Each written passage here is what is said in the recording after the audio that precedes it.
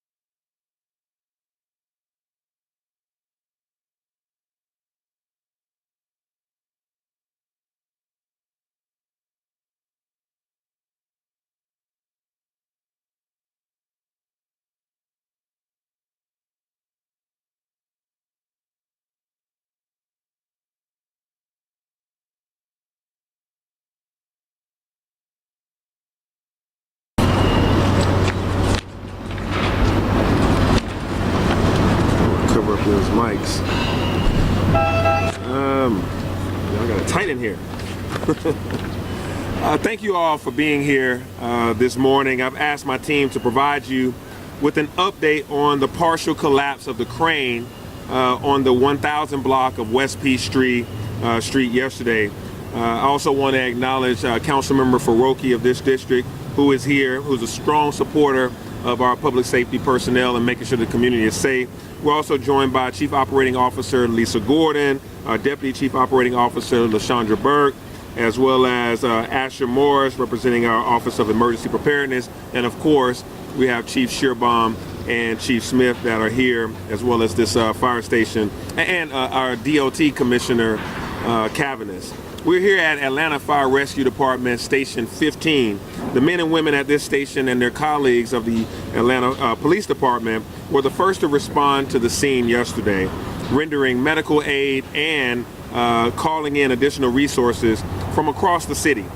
I'll ask Fire Chief Smith and Police Chief Shearbaum to provide an update on our first responders' work in this matter in just a moment.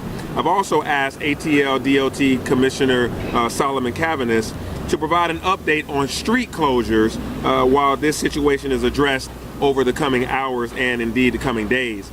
I'd also like to acknowledge our Parks and Recreation Department, which worked with the Red Cross to set up an emergency shelter at one of our recreation centers to those who had been evacuated after our response in this matter.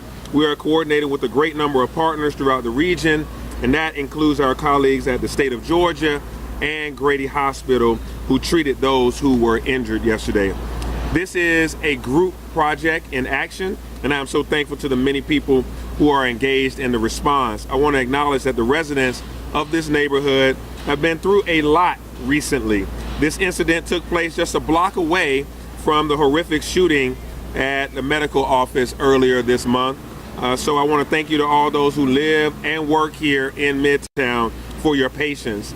There will be disruptions over the next couple of days, and I appreciate your cooperation and ensure safety for all. Now, I'll turn it over to Chief Smith for remarks. Chief Smith. Thank you, Mr. Mayor. Good afternoon. On yesterday, Atlanta Fire Rescue responded to 1020 West P Street. The initial call out for Atlanta Fire Rescue was a working fire in place. Upon arrival, we discovered that there was an evacuation going on and that there had been a failure, mechanical failure of the crane, which resulted in a partial collapse in the upper floors of the structure. Thankfully, the four members that were working on the scene were transported to the hospital with no life-threatening injuries.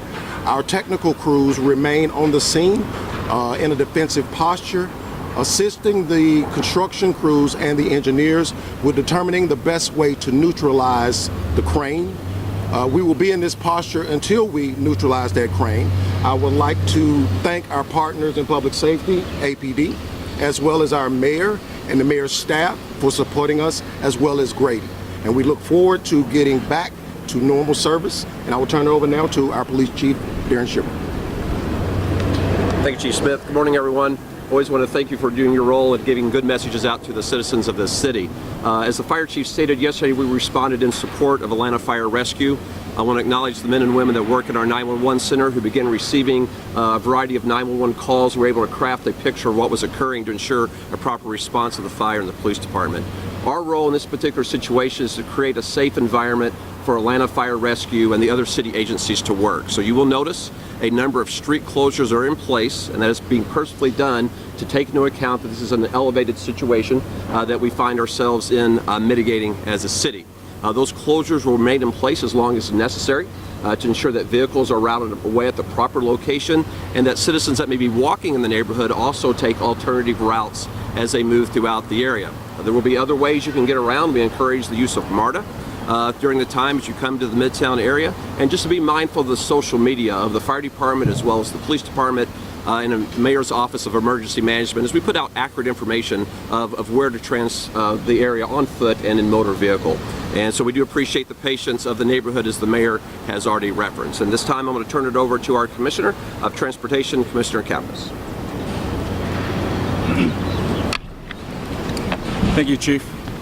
Solomon Cavanis, ATL DOT, Commissioner of Transportation. We've been in touch with Georgia DOT and our partners within the area to make sure that the area is secured. We are currently monitoring traffic conditions and operations throughout the Midtown region. We are making sure that the closure at 10th Street on Spring between 12th and 10th on West Peachtree and Spring Street is cordoned off. We're routing traffic around that area with barricades in support of APD. We're encouraging all to use MARTA during this period. We're also asking folks to use their GPS and other social media channels to keep up to date with traffic conditions while this area is closed. If at all possible, avoid this area, and we'll monitor traffic conditions and make sure we coordinate with GDOT to ensure the traffic signals and surface streets are in order.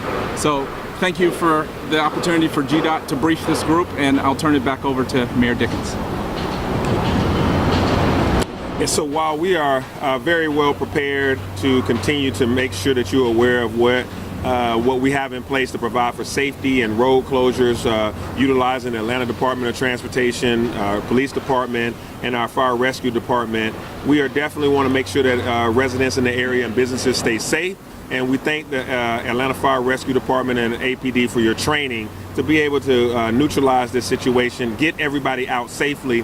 We're also very fortunate that only 4 individuals had non-life-threatening injuries, and so everyone was able to get evacuated out, and those 4 individuals did not sustain life-threatening injuries. This could have been a whole lot worse, and as we monitor it, making sure that the crane operators in that company are able to disassemble that crane and neutralize it so that further damage won't be done to people or to property. So now I thank you for your time, and I stand here ready to answer your questions. When can people return home? You said when can people? When might people be able to go back home? Chief, you want to respond to that? When you think they can go back home? Yes, so we've developed a defensive posture, and we have asked them to stay away from the homes. Once we come up with a neutralization solution for the crane, then we will deem it safe, and we will give them the opportunity to return home. What about the recreation center? What's in place right now for those who are We are working diligently with the Red Cross to provide additional housing for those members that have been displaced. How many people have been displaced? Approximately 1,000 homes have been displaced. We don't know how many people actually stay in each apartment.